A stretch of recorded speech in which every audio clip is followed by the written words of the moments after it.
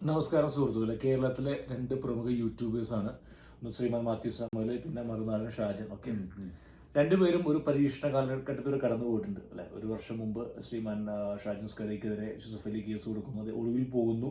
Okay, ഹൈക്കോടതി supreme കോടതി വരെയൊക്കെ പോയി ബെയിൽ കിട്ടുന്ന ഒരു അവസരം ഉണ്ടായിട്ടുണ്ട്. ഓക്കെ, അത് അദ്ദേഹത്തിന്റെ ഒരു കരിയറിലെ വലിയൊരു നീളലായി മാറിയിരിക്കുകയാണ് അല്ലെ. അപ്പൊ അതേ സെയിം സംഭവം മാത്യു സാമുവൽ സാറിനെതിരെ വിദ്വേഷ പ്രസംഗം കേസായിരിക്കുന്നു. അതിന്റെ ഘട്ടങ്ങളിലേക്ക് പറഞ്ഞുകൂടാ. പക്ഷെ നമ്മൾ സംസാരിക്കുന്ന വിഷയം എന്ന് പറയുന്നത് ഈ മറുനാടൻ ഷാജന്റെ ഈ കേസും മാത്യു സാമുവൽ സാറിന്റെ ഈ കേസും തമ്മിലുള്ള ബന്ധം എന്താണ്? കാരണം ബന്ധം എന്ന് പറയുന്നത് താരതമ്യം ചെയ്യുക.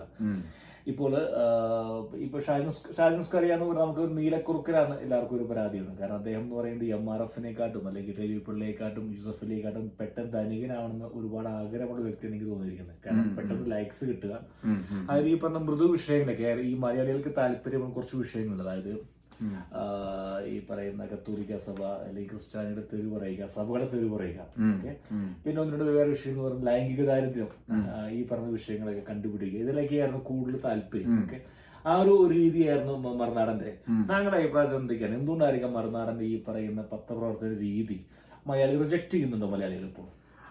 നമ്മളിതിനെ നോക്കിക്കാണുമ്പോ ശ്രീമാൻ മറുനാടൻ ഷാജൻ സ്കറിയ അദ്ദേഹത്തിന്റെ ഈ മേഖലയിൽ തന്നെ ഒരു വ്യക്തിമുദ്ര പതിപ്പിച്ച ഒരു വ്യക്തിത്വമാണ്.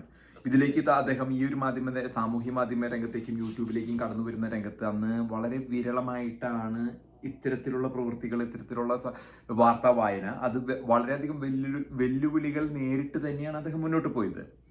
പിന്നീട് താങ്കൾ സൂചിപ്പിച്ച പോലെ അദ്ദേഹത്തിന്റെ നിലപാടുകളിൽ അയവ് വരുത്തി അത് എത്രത്തോളം എത്തി നിൽക്കുന്നു എന്നുള്ളത് നമ്മൾ ഇദ്ദേഹത്തിന് നോക്കുമ്പോൾ അദ്ദേഹത്തിന്റെ വായിൽ നിന്ന് തന്നെ അത് വീണിരിക്കുകയാണ്. നീലക്കുറുക്കനാണോ? കാരണം അദ്ദേഹത്തിന്റെ പല ഏരിയസും ജിഹാദുമായി ബന്ധപ്പെട്ട വിഷയങ്ങളും പൊതു സമീപനം. ഓക്കെ, അദ്ദേഹം കപട അതിലേക്കാണ് ഞാൻ വരുന്നത്. അപ്പൊ അദ്ദേഹത്തിന്റെ നിലപാടുകളിൽ അയവ് വരുത്തി എന്നതിന് പറയുന്നത് കാരണം അദ്ദേഹം ഈ നീലക്കുറുക്കൻ എന്ന പദം പലരും ഉപയോഗിക്കുന്നത് കാരണം എന്താ വെച്ചാൽ അദ്ദേഹം ഈ ഒരു പരിധിവരെ നമ്മുടെ മോഡി, നമ്മുടെ ഇന്ത്യ എന്നൊക്കെ പറഞ്ഞ് അദ്ദേഹം മുന്നോട്ട് വന്ന് ഒരു വിഭാഗം ഈ കേരളത്തിന്റെ ബഹുഭൂരിപക്ഷം വിഭാഗത്തെ ഒരുമിച്ച് കൊണ്ടുവന്ന് അവരെ കബളിപ്പിക്കുന്ന രീതിയിലാണ് നേരെ അദ്ദേഹം സുഡാപ്പികളുടെ കൂടെ കൂടിയിരിക്കുന്നത്. അതിപ്പോ KT ജലീലിനെ കൊണ്ടുവരുന്നു. അദ്ദേഹത്തിന്റെ മുൻ നിലപാടുകൾ വെച്ച് KT ജലീൽ എന്ന അദ്ദേഹത്തിന്റെ ഇതിലേക്ക് അദ്ദേഹം പറയാറുണ്ട് എല്ലാ ഇസ്ലാമുകൾക്കും എല്ലാ കമ്മികൾക്കും എതിരാണ് ഇദ്ദേഹം എന്നാണ് അദ്ദേഹത്തിന്റെ നിലപാടായിരുന്നത്. അതിൽ നിന്നും മായം ചേർത്ത് വെള്ളം ചേർത്ത് അദ്ദേഹം ഇന്ന് ഈ പരിധിയിലേക്ക് എത്തിയത് കൊണ്ടാണ് വളരെ വലിയൊരു വിഭാഗം ജനങ്ങൾ അദ്ദേഹത്തെ നീലക്കുറുക്കൻ എന്നൊക്കെ വിശേഷിപ്പിക്കുന്നത്. നമ്മുടെ കമന്റ് ബോക്സിലൊക്കെ ഒരുപാട് പേര് മാത്യു സാമുവൽ സാർ, സച്ചിൻ ടെണ്ടുൽക്കർ, ഈ പറയുന്ന ഷാജൻ സ്കറിയ, ഒരു ബോബി ചെമ്മണ്ണൂർ, വെറും പൊള്ളയാണ്. അത്തരത്തിലുള്ള ഒരു നിലവാരത്തിലേക്ക് അദ്ദേഹം അധപതിച്ചു പോയി. കാരണം ഞാൻ നേരത്തെ സൂചിപ്പിച്ച പോലെ അദ്ദേഹത്തിന്റെ വായിൽ നിന്നും വീണ പദമാണ് എനിക്ക് 70 ലക്ഷം സബ്സ്ക്രൈബേഴ്സായി. ആരോ പറ്റിച്ചു കൂടെ കൂട്ടി അവരെ ചതിക്കുന്ന ഒരു നിലപാട് പോലെയാണ് നമുക്കിത് മനസ്സിലാക്കാൻ സാധിക്കുക. ഒപ്പം തന്നെ അദ്ദേഹം അവസരത്തിനൊത്ത് കത്തോലിക്ക സഭയ്ക്കിട്ട് നല്ല താങ്ങും. കത്തോലിക്ക സഭ കാരണം ആവശ്യം വരുമ്പോൾ അദ്ദേഹം എപ്പോഴും വിശേഷിപ്പിക്കാറുണ്ട് അദ്ദേഹത്തിന്റെ കുടുംബത്തിൽ വൈദികരുണ്ട്, അങ്ങനെയുള്ള സന്യസ്തരൊക്കെ ഉണ്ട്. എന്നിരുന്നാലും ഒപ്പം അദ്ദേഹത്തിന്റെ സ്വന്തം വ്യക്തിപരമായ ആവശ്യങ്ങൾക്ക് വേണ്ടിയും അദ്ദേഹത്തിന്റെ മറുനാടൻ ചാനലിന്റെ വ്യക്തിപരമായ ഇതിനു വേണ്ടിയിട്ടും അദ്ദേഹം ഉപയോഗിക്കുന്നു. നേരെ മറിച്ച് നമ്മൾ മാത്യു സാമുവൽ എന്ന വ്യക്തിത്വത്തെ എടുക്കുമ്പോൾ ഇദ്ദേഹം ഒരു വിഷയം, അത് അദ്ദേഹത്തിന്റെ പരിചയത്തിന്റെ എക്സ്പീരിയൻസിന്റെ പുറത്താണ് അദ്ദേഹം ഒരു വിഷയത്തെ കുറിച്ച് വളരെ അഗാധത്തിൽ പഠിച്ചതിന് ശേഷം മാത്രമേ വരുള്ളൂ.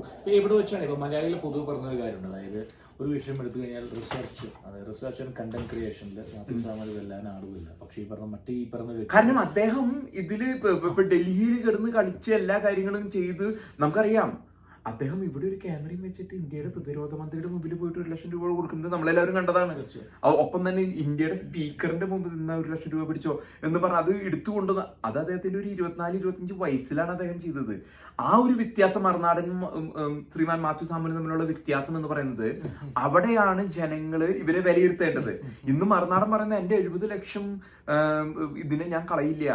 അപ്പൊ അതിന്റെ അർത്ഥം അദ്ദേഹത്തിനെ സംബന്ധിച്ചിടത്തോളം ഇന്ന് ആ ഒരു മാധ്യമ രംഗത്തെ ആദർശ ശുദ്ധിയാണോ അതോ ഈ 70 ലക്ഷം പോകുന്നതാണോ അദ്ദേഹത്തിന്റെ ഭയം? അപ്പൊ ഈ ഒരു മഞ്ഞപ്പത്രത്തിന്റെ നിലവാരത്തിലേക്ക് മറുനാടൻ താഴ്ന്നുകൊണ്ടിരിക്കുകയാണ്. ഓക്കെ, അപ്പൊ ആധികാരികത മാത്യു സാമുവലിന് കൂടുന്നു. എന്താണ് ഇനി മറുനാടൻ ഞാനിപ്പോ പറയാലോ, വളരെ അധികം ജനങ്ങളെ, ഞാനൊക്കെ വികാരം കൊണ്ടുണ്ട് മറുനാടന്റെ പണ്ടത്തെ ആ ഒരു ആക്ടിവിറ്റീസ് ഒക്കെ കണ്ടിട്ട്. പക്ഷെ വളരെയധികം ജനങ്ങളെ അദ്ദേഹം ചതിച്ചിട്ടാണ് ഇന്ന് പോയിരിക്കുന്നത്. അത് നമ്മൾ മനസ്സിലാക്കണം. ഇന്ന് നമ്മളൊക്കെ ചെറിയ ചാനൽ ആൾക്കാരാണെങ്കിൽ പോലും മറുനാടിൽ നിന്നും വരുന്ന ആ ഫ്ലോ നമ്മുടെ ചാനലുകളിൽ പോലും നമ്മുടെ രണ്ടാൾ, ഇപ്പൊ മിഥുൻ ക്ലിപ്സ് എന്ന് പറഞ്ഞ താങ്കളൊരു ചാനൽ ചെയ്യുന്നുണ്ട്, ഒപ്പം തന്നെ ദി വിക്ടർ ജോർജ് എന്ന് പറഞ്ഞ ചാനലുണ്ട്. ഇതിലേക്ക് വരുന്നത് പോലും ഞാൻ വളരെ കുറവായിരുന്നു. നമ്മളൊക്കെ തുടക്കക്കാരാണ്, ചെറിയ വ്യക്തിത്വങ്ങളാണ്, ചെറിയ ചാനൽ സംരംഭകരാണ്. പക്ഷെ ഇതിലേക്ക് പോലും ആ ഒരു വ്യക്തികൾ വന്ന് നമുക്ക് അത് ആ കമന്റ് ബോക്സ് നോക്കുമ്പോഴും അതിന്റെ ലൈക്കിന്റെ ഇത് പാറ്റേൺ ഒക്കെ നോക്കുമ്പോ ആ പാറ്റേൺ നമുക്കറിയാം. അത് ആ മറുനാടൻ സൂചിപ്പിച്ച 70 ലക്ഷത്തിൽ നിന്നും അദ്ദേഹത്തിന്റെ സബ്സ്ക്രൈബേഴ്സ് വിട്ടു പോയിക്കൊണ്ടിരിക്കുന്നു. ഈ 70 ലക്ഷം അദ്ദേഹം പറഞ്ഞത് ഒരു 25 ലക്ഷം മാത്രമാണ് യൂട്യൂബിലുള്ളത്. ബാക്കി അവിടെ ഇവിടെയും ഫേസ്ബുക്കോ ഇവിടെ ടി വി, മറുനാടൻ ടി വി അവിടെയൊക്കെ ആയിട്ട് കൂട്ടിയിട്ടാണ് 70 ലക്ഷം. ഈ കുത്തിത്തിരിപ്പ് ഉണ്ടാക്കിയിട്ട് ബിസിനസ് പൂട്ടിക്കും എന്ന് പറയുന്നത് ഈ പറയുന്ന മറുനാടനെതിരെ അത് എത്രമാത്രം വിശ്വാസം അതിലുണ്ട്? അതാണല്ലോ അദ്ദേഹത്തിന് പറ്റിയത്. അതായത് അദ്ദേഹത്തിന് യൂസഫ് അലിയെ കുറിച്ചുള്ള 160 വീഡിയോസ് പിൻവലിക്കേണ്ടി വന്നു. മാപ്പ് പറഞ്ഞു, അയ്യോ മാപ്പ് എന്ന് പറയേണ്ടി വന്നു അദ്ദേഹത്തിന്. അത് മാത്യു സാമുവലിന് ഉണ്ടായിട്ടില്ല. അവിടെയൊക്കെയാണ് കാരണം. എന്നിട്ട് വീണ്ടും അദ്ദേഹം ഇതുപോലെയുള്ള കാര്യങ്ങളിൽ ഏർപ്പെടുന്നു.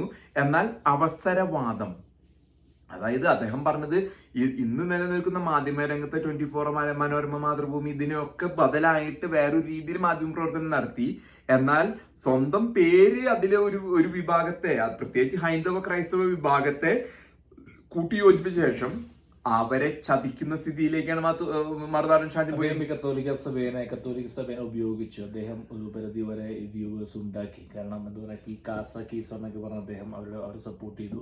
അതിന് ഒരു മൃദു വിദ്വേഷം, അതായത് പറയുന്ന വർഗീയത വിളിച്ചു പറയുന്ന കുറച്ച് ആളുകളെ അദ്ദേഹം മൃദുവായി പോകുന്നു. അവരെ അദ്ദേഹം പൊളിച്ചു കാണിക്കുന്നില്ല. പൊളിച്ചു കാണിക്കാൻ ശ്രമിച്ച മാത്യു സാമുവൽ അദ്ദേഹം അധിക്ഷേപിച്ചു അല്ലേ? താങ്കളുടെ അഭിപ്രായം അതിനെ പറ്റി? വ്യക്തമായിട്ടും അദ്ദേഹം കത്തോലിക്ക സഭയെ ഉപയോഗിച്ച് അദ്ദേഹത്തിന്റെ ഈ ചവിട്ടിക്കേറുന്ന പടിയായിട്ട് മാറ്റി ഉപയോഗിച്ച വ്യക്തിയാണ് മറുനാടൻ ഷാജി. അദ്ദേഹത്തിന്റെ ആരോഗ്യ ബന്ധുമിത്രാദികളൊക്കെ സന്യസ്തരും വൈദികരും കത്തോലിക്ക സഭയിലുണ്ട്. അതിനൊക്കെ അദ്ദേഹം ആവശ്യാനുസരണം ഉപയോഗിച്ചിട്ടുണ്ട്.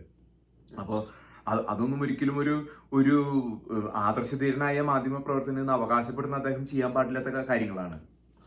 അപ്പൊ എന്തായാലും വരും ദിവസങ്ങൾ എന്തായാലും ഇവർ രണ്ടുപേരും മലയാള സമൂഹത്തിന് ആവശ്യമാണ്. രണ്ടുപേരും ജേർണലിസ്റ്റുകൾ. കാരണം മുഖ്യധാര മാധ്യമങ്ങൾ പറയാൻ വിട്ടുപോകുന്ന ഒരുപാട് കാര്യങ്ങൾ രണ്ടുപേരും മുന്നോട്ട് കൊണ്ടുവരുന്നു. അപ്പൊ നമുക്കെല്ലാം കട്ട് സപ്പോർട്ട് കൊടുക്കണം. കാരണം മറുനാടൻ ഒരുപക്ഷെ വരും ദിവസങ്ങൾ തെറ്റുകൾ മനസ്സിലാക്കട്ടെ എന്നാണ് നമുക്ക് ആശംസിക്കാൻ പറ്റുക. കാരണം അദ്ദേഹം ഇപ്പൊ പറയുന്ന 70 ലക്ഷമാണോ അദ്ദേഹത്തിന് ആദർശ ശുദ്ധിയാണോ വലുതെന്നുള്ളത് അദ്ദേഹം ചിന്തിക്കേണ്ട ഒരു ഘടകമാണ്. തീർച്ചയായും.